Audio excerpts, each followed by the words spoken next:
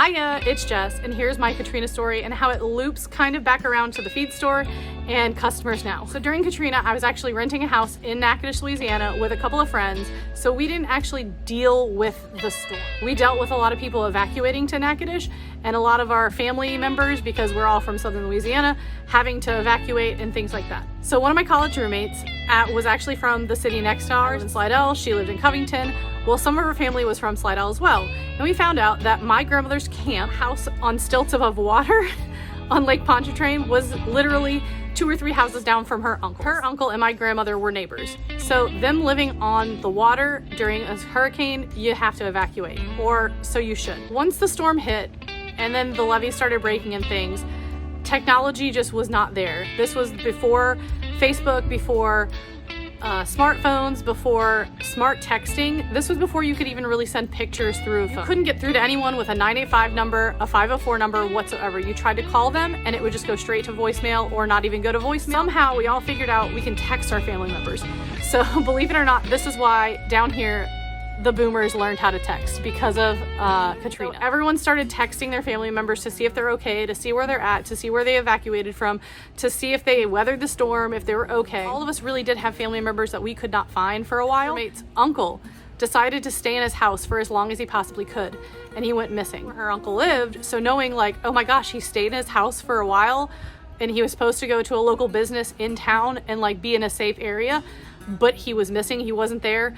They couldn't find him. We got word pretty much all of the camps on Rat's Nest Road were not there anymore, and her uncle was still missing. A day or so later, he was found in his car on the Highway 11 bridge. So there's 2 bridges that go from Slidell to Orleans, and one of them is an old bridge called the Highway 11 bridge, and the other one used to be called the Twin Span. Was like wrecked during Katrina. Like you couldn't even cross it. It was closed for a while. The Highway 11 bridge was fine and it was still standing. Apparently, her uncle rode Katrina out in his car on the Highway 11 bridge. This sounds like a tall tale story, and everyone and everybody had an unbelievable story about Katrina. For us, we didn't have to deal with anything too upsetting, too crazy. Yes, my grandmother's store flooded 4 feet and she had to clean it up. I was not here for that. Here I am in my grandmother's store 20 years later, and a customer walks in and we start chit-chatting, and he starts telling me about he lived down the street from my grandmother.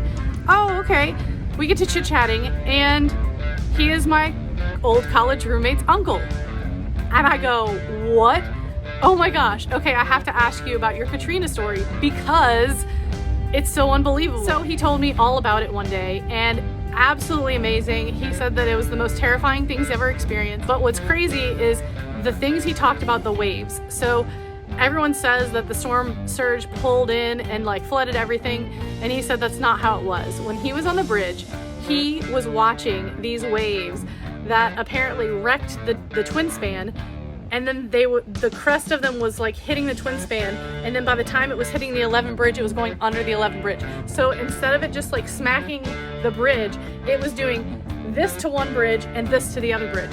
So the Highway 11 bridge was just getting like swooshed and it was just going under it. So he was able to ride the storm out on the Highway 11 bridge, and he's a customer now, and he comes in like every week and buys his birdseed. And so it's just crazy how my Katrina story from back then is like tied to the store now. And yeah, I hope you enjoyed this video.